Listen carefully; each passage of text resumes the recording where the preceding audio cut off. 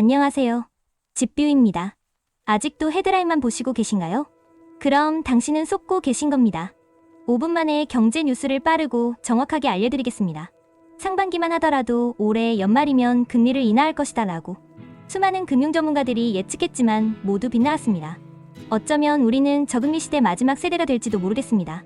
25일 한국은행이 2023년 9월 소비자 동향 조사 보고서를 발표했습니다.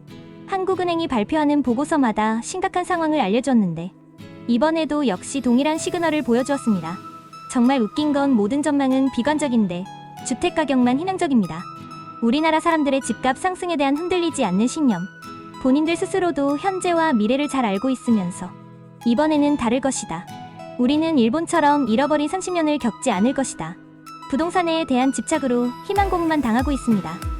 생각해보면 나의 50년 미래까지 바치면서 산 집인데 내려갈 걸 생각하고 사는 것도 이상한 일이긴 합니다.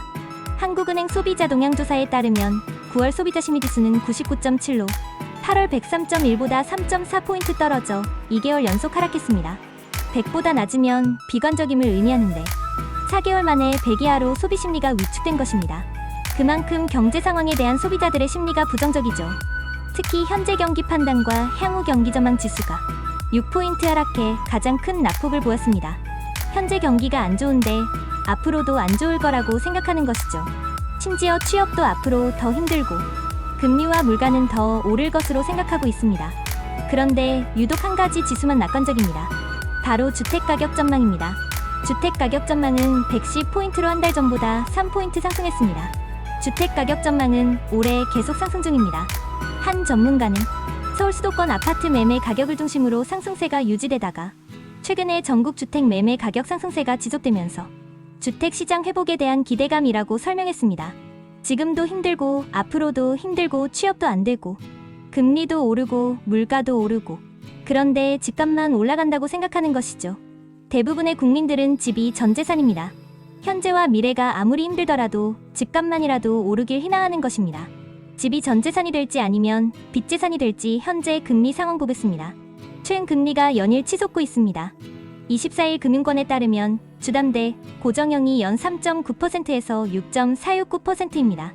주담대 변동금리는 4.27%에서 7.099%로 지난달 말보다 금리 상단이 0.13%나 올랐습니다. 7.099%는 지난해 12월 7.603% 이후 9개월 만에 최고치입니다.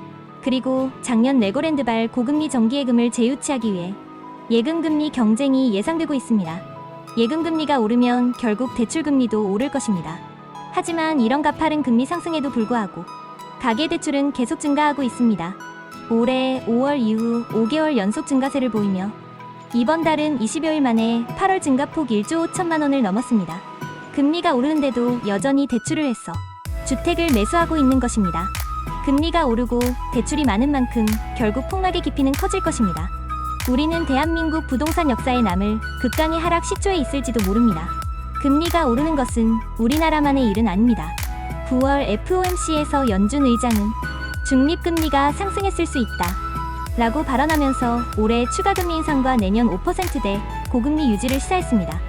영국 중앙은행도 충분히 오랫동안 고금리를 유지할 것, 유럽은행 총재도 금리 0.25% 올리면서 우리가 정점에 다다랐다고 말할 수 없다 라고 말했습니다. 연준 점도표에 따르면 지난 6월 내년 금리 전망 중간값이 4.625%였는데 이번에는 5.125%로 0.75%나 상승했습니다. 이를 증명이라도 하듯 미 국채 10년물 금리는 4.541%, 2년물 금리는 5.20%까지 오르면서 2006년 이후 최고치를 기록했습니다. 바로 모기지 사태 직전 채권금리 수준까지 치솟은 것입니다. 우리는 미 국채 10년물 최소 4에서 5%대 금리를 받아들여야 할 것입니다. 미 국채 10년물 5% 뉴 노멀 시대에 우리는 대출 금리 10% 시대를 맞이해야 할 것입니다. 지난해 12월 주담대 상단 7.6%에서 30에서 40% 하락을 경험했습니다. 수도권 고가 미 택시 입지 지역은 90% 수준까지 하락했지만 나머지 비핵심 지역 및 지방은 여전히 하락세입니다. 주택가격 심리지수를 보면 2021년 하반기 이후 계속 하락세를 보이다가 23년 초부터 서울 경기 수도권은 일부 회복하였지만 여전히 매도세가 압도적인 걸 알 수 있습니다. 2020년, 2021년 상승기와는 전혀 다른 모습입니다. 대구, 부산 등 지방은 말할 것도 없습니다.